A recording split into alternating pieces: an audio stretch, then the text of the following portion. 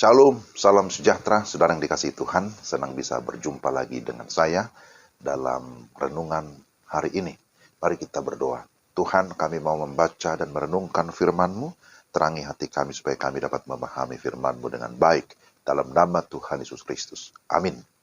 Saudara-saudara yang dikasihi Tuhan, pembacaan firman Tuhan dari 1 Samuel pasal 2 ayat yang ke-8. 1 Samuel pasal 2 ayat yang ke-8, demikian firman Tuhan.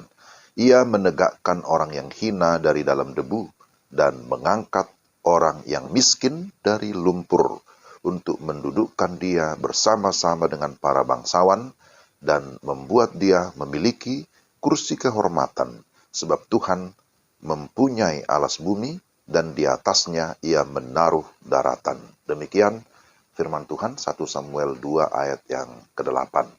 Saya beri tema renungan kita, didaur ulang oleh Tuhan. Saudara, ketika mendengar kata daur ulang, apa yang saudara ingat? Pastilah yang kita ingat salah satunya adalah sampah. Sampahlah yang biasa didaur ulang. Sampah yang sebelumnya tidak berguna, kotor, busuk, tapi kemudian bisa didaur ulang sehingga bisa bermanfaat.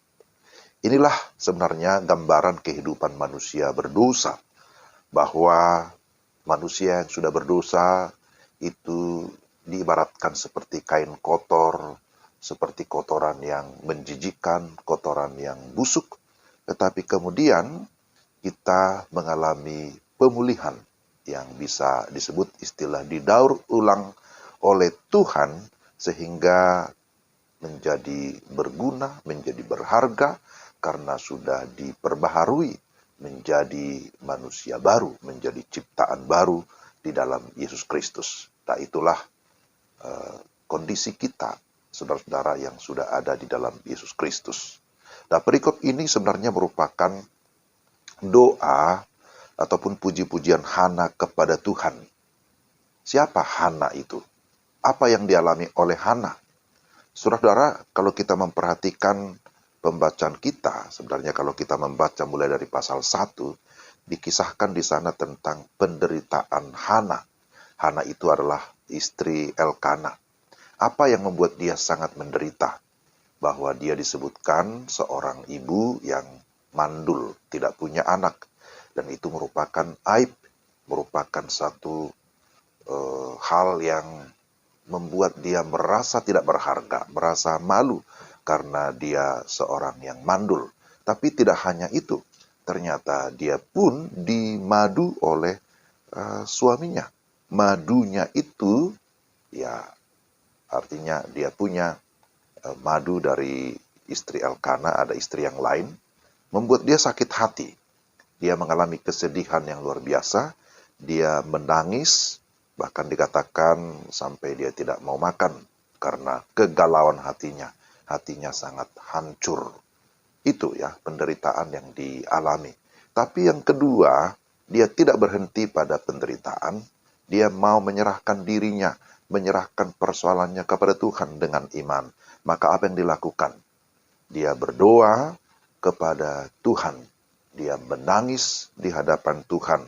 Dengan segala kepedihan hatinya, dia datang kepada Tuhan, menangis terseduh-seduh dan terus berdoa, memohon anugerah Tuhan, memohon supaya Tuhan membuang aibnya, sehingga apa yang merupakan kerinduannya itu bisa terwujud. Dia meminta seorang anak laki-laki.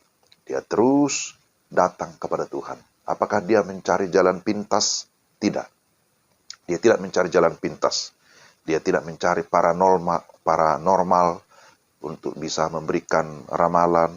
Dia juga tidak melakukan adopsi atau yang lebih buruk, dia tidak memilih untuk ya sudahlah lebih baik bunuh diri. Tidak ya. Tetapi dia datang kepada Tuhan dengan penuh iman, dengan penuh keyakinan, dan di dalam keyakinannya dia juga bernasar. Jikalau Tuhan memberikan kepada dia seorang anak laki-laki, maka dia bernasar akan mempersembahkan anak itu untuk dipakai oleh Tuhan, melayani Tuhan. Dan apa yang kita lihat selanjutnya, masih di dalam pasal yang pertama, Tuhan menjawab doa Hana. Bahwa Tuhan berbelas kasihan. Hana dapat belas kasihan Tuhan. Hana mengandung anak, seorang anak laki-laki. Kemudian diberi namanya Samuel. Karena itu artinya diminta dari Tuhan. Samuel artinya diminta dari Tuhan. Tuhan mendengarkan doa daripada Hana. Dan saudara, ini adalah sebuah proses dari Tuhan yang kemudian Hana di dalam segala ketaatan iman mau melewati proses itu sehingga dia mengalami pemulihan. Sehingga di dalam pasal 2 dan salah satu ayat yang kita baca itu merupakan puji-pujian Hana atas segala pertolongan Tuhan, atas segala jawaban doanya. Ia meneguhkan orang yang hina. Itu tadi yang kita baca. Ia menegakkan orang yang hina dari dalam debu. Dan mengangkat orang yang miskin dari lumpur. Untuk mendudukkan dia bersama-sama dengan para bangsawan. Dan membuat dia memiliki kursi kehormatan. Sebab Tuhan mempunyai alas bumi. Dan di atasnya ia menaruh daratan. Jadi dahulu bahwa dia merasa hina. Dahulu bahwa dia merasa tidak berharga. Tapi sekarang dia sungguh bersuka cita. Oleh karena Tuhan sudah mengangkat segala aibnya. Dan kemudian menjawab doanya. Yang membuat dia begitu berharga. Oleh karena belas kasihan Tuhan. Maka dia memuji Tuhan. Dia mau bernyanyi bagi Tuhan. Dia mau menyembah Tuhan. Karena ternyata Tuhan itu hidup. Dialah Tuhan yang maha karya. Dia pencipta, dia sanggup mengadakan dari yang tidak ada menjadi ada. Nah, saudara, itulah Tuhan yang kita kenal di dalam Yesus Kristus, yang sanggup mengubahkan kehidupan kita, sehingga kehidupan kita menjadi berharga. Karena itu mari kita dalam menjalani hidup ini, apapun peristiwa, apapun masalah, apapun kesulitan, jangan mundur, tapi mari kita terus dengan iman melangkah, berserah kepada Tuhan, dan meyakini bahwa Tuhan sanggup memberikan pertolongan, mengangkat kita dari segala keterpurukan, bahkan juga Dia mengampuni segala dosa kita, dan lebih daripada itu, Dia menyediakan jaminan keselamatan bagi kita, orang-orang percaya kepadanya. Amin. Mari kita berdoa. Tuhan, terima kasih untuk firman-Mu. Kami bersyukur bahwa Engkau membentuk kami begitu sempurna, memulihkan kami, sehingga kami boleh memperoleh satu kepastian jaminan bahwa di dalam Engkau, di dalam Yesus, kami mendapatkan kehidupan yang kekal. Pimpin kami Tuhan menjalani hari-hari ini untuk tetap beriman, berserah kepada Tuhan dalam segala keadaan. Dalam nama Tuhan Yesus. Amin. Demikian renungan kita hari ini. Tuhan memberkati saudara-saudara sekalian. Salam.